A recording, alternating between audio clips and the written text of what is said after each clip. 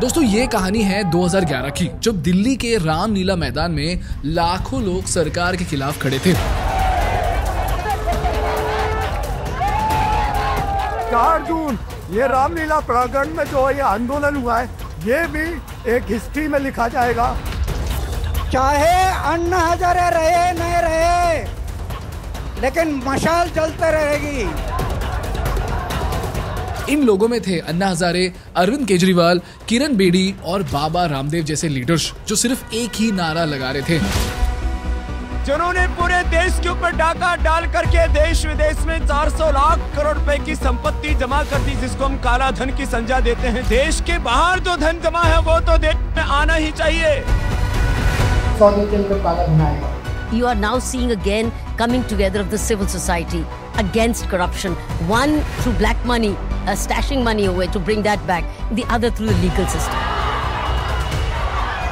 और देखते देखते पूरे भारत में ये नारा गूंजने लगा और इसी से यूपीए सरकार हिलने लगी। और फिर आया साल 2014 जिसमें एक और नया नारा गूंजा कि हमारी चोरी किया हुआ पैसा वापस आना चाहिए कि नहीं आना चाहिए, ये काला धन वापस आना चाहिए। आप मानते हैं कि देश के कुछ चोर लुटेरों ने विदेशी बैंकों में हमारा पैसा जमा किया है? भाइयों बहनों, मैंने ठान के रखी है, अगर आप मुझे आशीर्वाद देंगे, मौका देंगे, मैं पाई वापस लाऊंगा। लेकिन हुआ क्या? According to the numbers, even today, 10 to 50% of India's GDP is stated to be in the black economy. हमने डीमोनेटाइजेशन कर लिया, दुनिया भर के लॉज लाए और जीएसटी भी लागू किया, but even today black money is an integral part of the Indian economy. तो सवाल यह है कि इतने सालों बाद भी ब्लैक मनी का प्रॉब्लम सॉल्व क्यों नहीं हो पाया?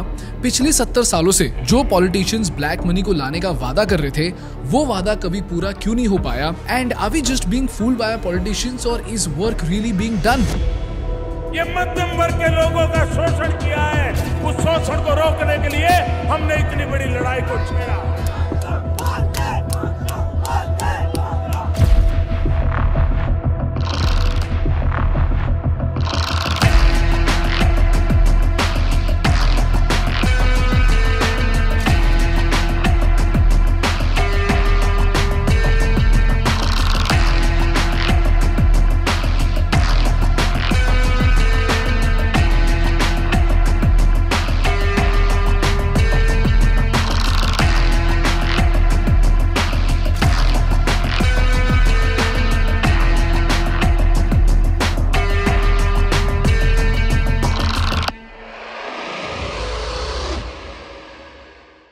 दोस्तों ये चैनल ज़ेरोधा और थिंक स्कूल का एक जॉइंट इनिशिएटिव है जिसके माध्यम से हम भारत को वर्ल्ड क्लास बिजनेस एजुकेशन देना चाहते हैं।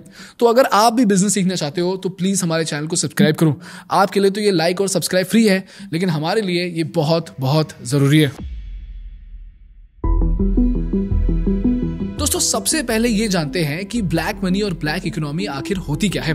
First of all, black money की कोई एक यूनिवर्सली एक्सेप्टेड डेफिनेशन है ही नहीं। काला धन बस वो पैसा होता है जिस पर गवर्नमेंट को टैक्स ना मिला हो, चाहे पैसा लीगल बिजनेस से आया हो या इलीगल एक्टिविटी से।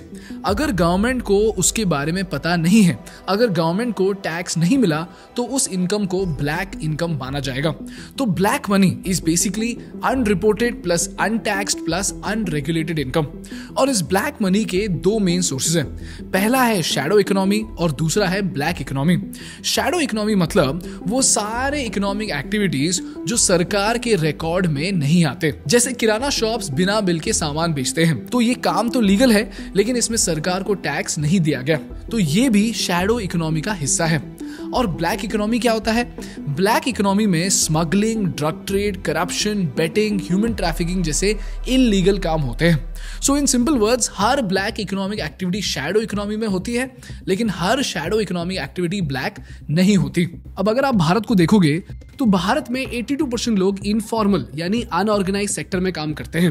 इन सेक्टर में लोगों की अर्निंग इतनी कम होती है कि ज्यादातर लोग टैक्स के रेंज में आते ही नहीं, तो इनका इनकम ब्लैक नहीं होता। लेकिन कुछ लोग ऐसे भी होते हैं जो इनफॉर्मल सेक्टर में काम करके टैक्सेबल इनकम कमा लेते हैं, लेकिन उस इनकम को वो कभी रिपोर्ट नहीं करते, जिसकी वजह से वो टैक्स देने से बच जाते हैं। और इसी तरह के अनरिपोर्टेड इनकम से ब्लैक इनकम क्रिएट होती है। अब ग्लोबल लेवल पर अगर देखें तो चाइना की शैडो इकोनॉमी है $3.6 ट्रिलियन की, यूएस की शैडो इकोनॉमी है $1.4 ट्रिलियन की, और इंडिया की शैडो इकोनॉमी है $931 बिलियन की। यानी भारत का 26% जीडीपी शैडो इकोनॉमी से जनरेट होता है। लेकिन अगर 1970 से 2025 के नंबर्स को देखा जाए तो 1970s में ये जीडीपी का 64% हिस्सा था, 1997 तक 44% था, और 2013 तक ये फिर से बढ़कर 52% ऑफ जीडीपी हो गया, और आज ये 26% पर है। But now the question is, how is black money even produced and why is it not eradicated yet? दोस्तों, ये कहानी शुरू होती है पोस्ट इंडिपेंडेंस लाइसेंस राज से। The British Raj was gone. Now people were subjected to the permit Raj. The government of India went into business in a big way, and they decided to control whatever was there in the private sector also. It used to take us about 12 to 24 months and about 50 visits to Delhi to get a license to import a computer worth $1,500. आजादी के बाद India ने एक socialist planned economy अपनाई, जहां सरकार ही सब कुछ कंट्रोल करती थी। सरकार ये बताती थी कि कौन क्या बनाएगा, कितना बनाएगा और किस दाम पर बेचेगा। हर चीज सिर्फ सरकार तय करती थी, और हर चीज के लिए आपको लाइसेंस लेना पड़ता था। तो फैक्ट्री खोलनी है, लाइसेंस लो, छोटी दुकान डालनी है, लाइसेंस लो, प्रोडक्शन बढ़ाना है, लाइसेंस लो। और ये लाइसेंस के चक्कर में बिजनेस इतना स्लो डाउन हो गया कि पूरे देश में शॉर्टेजेस होने लगे। जैसे 1970s में बजाज चेतक स्कूटर 10,000 रुपीज का बिकता था, पर वेटिंग लिस्ट इतनी लंबी थी कि लोगों को 10-10 साल का वेटिंग टाइम बताया जा रहा था। तो लोग क्या करते थे, वो 10,000 में स्कूटर खरीदते थे और फिर 18 से 20,000 में ब्लैक मार्केट में बेचते थे। तो हर ट्रांजैक्शन पर 8 से 10,000 रुपए का ब्लैक इनकम जनरेट होता था। इसी तरह बिल्डर्स को अगर 100 टन सीमेंट चाहिए तो मार्केट में सिर्फ 40 टन मिलता था, और बाकी 60 टन सीमेंट वो ब्लैक मार्केट से उठाते थे। इसी तरह लाइसेंस राज ने सर्वाइवल के लिए करप्शन को नॉर्मल बना दिया, और बेईमानी एक मजबूरी बन गई। दूसरा कारण था एक्सट्रीम टैक्स रेट्स। आपको सुन के हैरानी होगी कि 1974-75 तक इंडिया में इनकम टैक्स 98% था। इसके साथ साथ आपको 8% का वेल्थ टैक्स और 80% एस्टेट ड्यूटी देना पड़ता था। लोगों ने निकाले ऐसे ऐसे जुगाड़ू टेक्निक्स जिससे वो बिना टैक्स के करोड़ों रुपए बचा सके, और इसमें सबसे आसान तरीका था रियल एस्टेट का। दोस्तों, जब भी आप प्रॉपर्टी बेचने जाते हो, हर प्रॉपर्टी के 2 रेट्स होते हैं, गवर्नमेंट सर्कल रेट और actual market rate. For example, flat का मार्केट रेट अगर 1 करोड़ हो और सर्कल रेट अगर 50 लाख रुपीज हो, तो ऑफिशियल डील 50 लाख चेक से होती थी और बाकी 50 लाख रुपीज का ट्रांजैक्शन कैश में होता था। और इस ट्रांजैक्शन से बायर के लिए ब्लैक का पैसा एक लीगल एसेट बन गया, और सेलर के लिए कैश एक टैक्स फ्री प्रॉफिट का इनकम सोर्स बन गया। इसमें क्या हुआ, बायर और सेलर दोनों ने पैसा कमाया, लेकिन गवर्नमेंट को 50 लाख रुपए पर कोई टैक्स नहीं मिला। एंड स्टडीज कहते हैं कि अर्बन प्रॉपर्टी डील्स में आज भी 30 से 40% ट्रांजैक्शंस ब्लैक मनी में होते हैं। यह है दोस्तों ब्लैक मनी का सबसे common reason. And then we have the round tripping technique. इसमें ब्लैक का पैसा इंडिया से भेजा जाता है मॉरिशस, सिंगापुर या केमन आइलैंड्स जैसे टैक्स हेवंस में। टैक्स हेवन मतलब ऐसी कंट्रीज जहां टैक्स या तो बहुत कम होता है या बिल्कुल जीरो होता है। और सबसे जरूरी बात, वहां की सरकार सारी इंफॉर्मेशन कॉन्फिडेंशियल रखती है। कोई आपसे ये नहीं पूछेगा कि आप पैसा कहां से लाए हो और आपको पैसा किसने दिया है। वहीं बनती है शेल कंपनीज, और ये कंपनीज वही पैसा फॉरेन डायरेक्ट इन्वेस्टमेंट के रूप में इंडिया वापस लाती है। तो पेपर पे तो ये फॉरेन इन्वेस्टमेंट दिखता है, लेकिन असल में ये भी ब्लैक मनी ही होता है। और इसी प्रोसेस में दोस्तों companies fake import export bills बनाती हैं, फेक कंसल्टेंसी दिखाती हैं और पैसा घुमा फिरा के लीगल बना लेती हैं। यह है दोस्तों ब्लैक मनी का दूसरा रूट। और इसका तीसरा रूट है गोल्ड और हवाला स्ट्रैटेजी। यही था 70s और 80s में ब्लैक मनी का सबसे बड़ा रास्ता। इसमें होता यह था कि मुंबई से एक बंदा अपने कैश को हवाला एजेंट को देता, वो एजेंट दुबई के अकाउंट से गोल्ड खरीदता और वही गोल्ड स्मगल करके इंडिया ले आता and this gold was hidden in the lockers of the rich. और रिपोर्ट्स के मुताबिक 70s और 80s में इंडिया के 30 to 70% गोल्ड इंपोर्ट्स स्मगलिंग से होते थे और कहा जाता है कि गल्फ से हर रोज, आई रिपीट, हर रोज 200 करोड़ का कैश हवाला रूट से गोल्ड परचेज में लगता था। These are the sources of black economy in India. So if you think about it, black economy originated from real estate, gold, हवाला and tax havens. तो सवाल ये है कि सरकार इस ब्लैक इकोनॉमी को रोकने के लिए क्या कर रही है और इतनी कोशिशों के बावजूद भी ब्लैक मार्केट खत्म क्यों नहीं हो पा रहा। और दोस्तों, मोदी सरकार ने भी डीमोनेटाइजेशन से काला धन हटाने की कोशिश की। 8 नवंबर 2016 रात्रि को 12 बजे से 500 रुपए और 1000 रुपए के करेंसी नोट लीगल टेंडर नहीं रहेंगे। भ्रष्टाचार, काले धन के खिलाफ ये लड़ाई कभी रुकने वाली नहीं है। हम जड़ मूल से उसको उखाड़ करके रहने वाले। लेकिन 99.3% नोट सर्कुलेशन से गवर्नमेंट के पास आ गए और इकोनॉमिस्ट कहते हैं कि ब्लैक वेल्थ का बहुत छोटा सा हिस्सा कैश में रखा जाता है और ज्यादातर ब्लैक वेल्थ गोल्ड, लैंड और फॉरेक्स में छुपाया जाता है। तो डीमोनेटाइजेशन ने ब्लैक इकोनॉमी के सिर्फ एक इंस्ट्रूमेंट पर अटैक किया, ना कि पूरे ब्लैक इकोनॉमी पर। तो सवाल यह है कि कैश के अलावा सरकार ने ब्लैक इकोनॉमी के इंस्ट्रूमेंट्स को रोकने के लिए क्या किया है।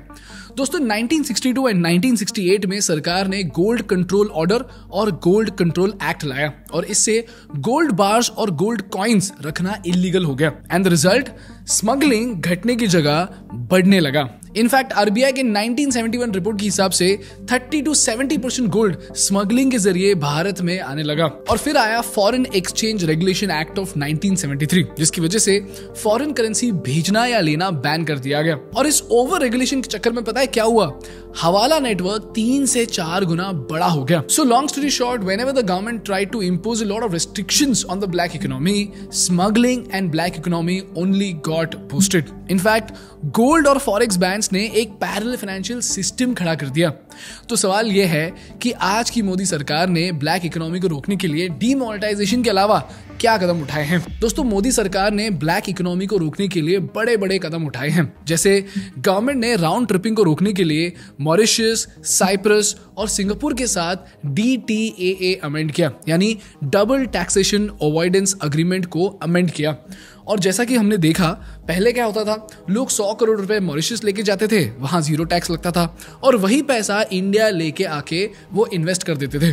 लेकिन इन नए रूल्स में भारत सरकार ने बोला कि भाई साहब, अगर आप मॉरिशस में शेयर्स बेच के प्रॉफिट कमाते हो तो आपको इंडिया में भी टैक्स देना पड़ेगा। बट अनफॉर्चुनेटली ब्लैक ट्रेडर्स और भी शातिर निकले। उन्होंने बोला कि भाई, मोदी जी ने तो सिर्फ शेयर्स पर टैक्स लगाया है, तो वो डेरिवेटिव्स, डिबेंचर्स और म्यूचुअल फंड्स के जरिए पैसा घुमाने लगे। इनफैक्ट आज भी सिंगापुर इसलिए एक फाइनेंशियल पावर हाउस माना जाता है क्योंकि वहां पे ऐसे ऐसे लोग बैठे हुए हैं जो कि आपको सिर्फ लूपहोल ढूंढकर ये बता सकते हैं कि आप टैक्स कहां पर बचा सकते हो। And the other thing is that Modi सरकार ने सिर्फ 3 कंट्रीज के साथ ये अमेंडमेंट साइन किया है, जबकि पूरी दुनिया में 70 टैक्स हेवन कंट्रीज हैं। उसके बाद 2016 में मोदी जी लेकर आए इनकम डिक्लेरेशन स्कीम, जिसमें मोदी जी बोले, जिन लोगों के पास अनडिस्क्लोज इनकम है, उनके लिए भारत सरकार ने एक मौका दिया है कि आप अपनी अघोषित आय को घोषित कीजिए।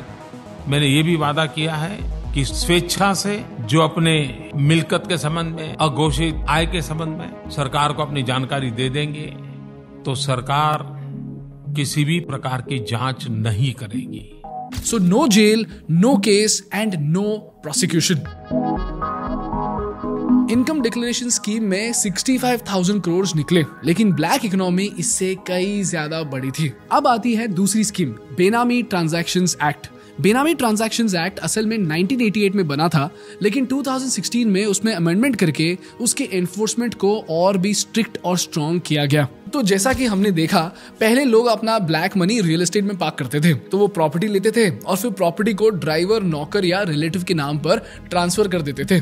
तो ऑन पेपर प्रॉपर्टी उनकी होती थी, लेकिन असली मालिक कोई और होता था। तो इसीलिए गवर्नमेंट ने एक रूल बनाया, अगर प्रॉपर्टी किसी और के नाम पे है लेकिन मालिक तुम हो तो उसे भी क्राइम माना जाएगा। अगर कोई अपना प्रॉपर्टी किसी और के नाम पे करके टैक्स इवेड करने की कोशिश करे तो उसे 7 साल की जेल और प्रॉपर्टी कन्फिस्केशन हो सकती है। And that is how the Modi government prevented people from using property as an instrument to hide black money. और जैसा कि हम सब जानते हैं, गवर्नमेंट ने 2 लाख से ज्यादा कैश ट्रांजैक्शन पे स्ट्रिक्ट ट्रैकिंग, कैश सेल्स और लार्ज डील्स पे प्रोविजंस और मॉनिटरिंग भी लागू किया है। लेकिन इसके बाद भी क्या ब्लैक मनी कम हुआ है? ब्लैक वेल्थ अब जनरेट करना और मेंटेन करना बहुत मुश्किल हो गया है, लेकिन फिर भी बड़े बड़े लोग आज भी लूपहोल्स निकालते रहते हैं। So the government has done literally everything in its capacity, from demonetisation to gold control to forex control to DTA amendments to income declaration scheme to Benami act to even cash controls. लेकिन इन सब चीजों के बावजूद भी हमारे देश में लोग कोई ना कोई लूपहोल निकालते रहते हैं। तो सवाल यह है कि ब्लैक मनी हटाना किसकी रिस्पॉन्सिबिलिटी है, सरकार की कि लोगों की? Well, as they say, if the people of a country wait for the government to solve all their problems when they themselves don't want to solve it, it's a baseless expectation. और चाहे हम politicians को कितना भी गाली दें, जब तक अपने आसपास होने वाले black transactions को हम नहीं रोकते, तब तक black economy चलते रहेगी. That is our story on the black economy. And I just hope you learned something valuable from this case study. That's all from my side for today, guys. अगर आपको इस वीडियो से कुछ सीखने को मिला तो प्लीज इस वीडियो को लाइक कीजिए और इसी तरह बिजनेस और जियोपॉलिटिक्स के बारे में जानने के लिए इस चैनल को सब्सक्राइब कीजिए। Thank you so much for watching. I will see you in the next one. Bye bye.